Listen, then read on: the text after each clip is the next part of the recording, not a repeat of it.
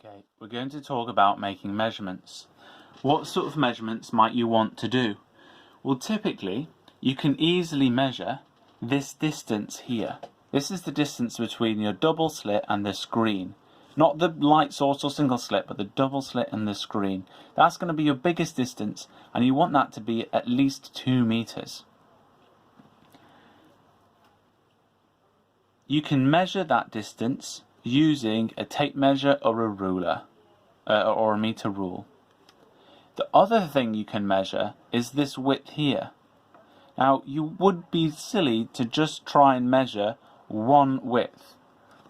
So, what you would do is you'd measure several of them, at least 5. If you can get more, get more. And so we would then measure 5W and then divide it by 5. So I'm going to just note here practical tips. Practical tips. Measure D greater than 2 meters. Measure 5W, divide by 5 gives you your W. Obviously, you're going to want to repeat your experiment a number of times and then average. In order to be able to clearly make this measurement, you want to measure it peak to peak or trough to trough. What I mean by there is the center of a dark fringe. So let's say center of fringe to center of fringe. That's because it's easier to see where the center of the fringe is than it is to see some kind of point in between. You're going to want to do this in a dark room because it's then easier to actually see these.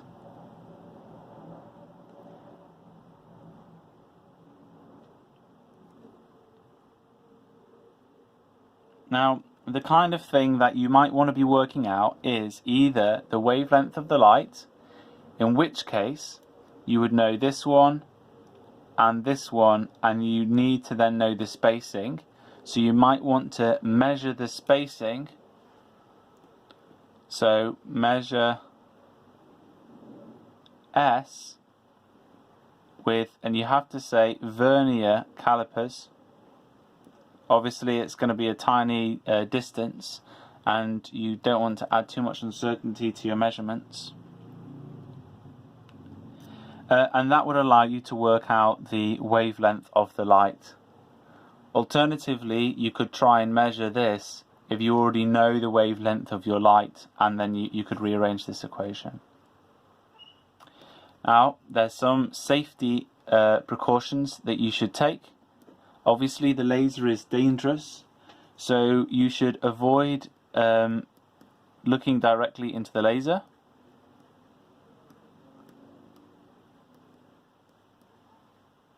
You should use laser goggles, not just normal goggles.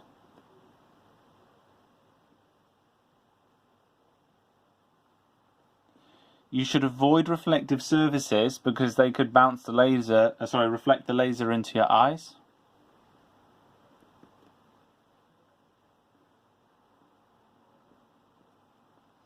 And you should place a warning sign to alert people who may come stumbling into the room not wearing laser goggles that there's a laser in use and therefore they shouldn't enter without the appropriate protective equipment, and possibly not at all.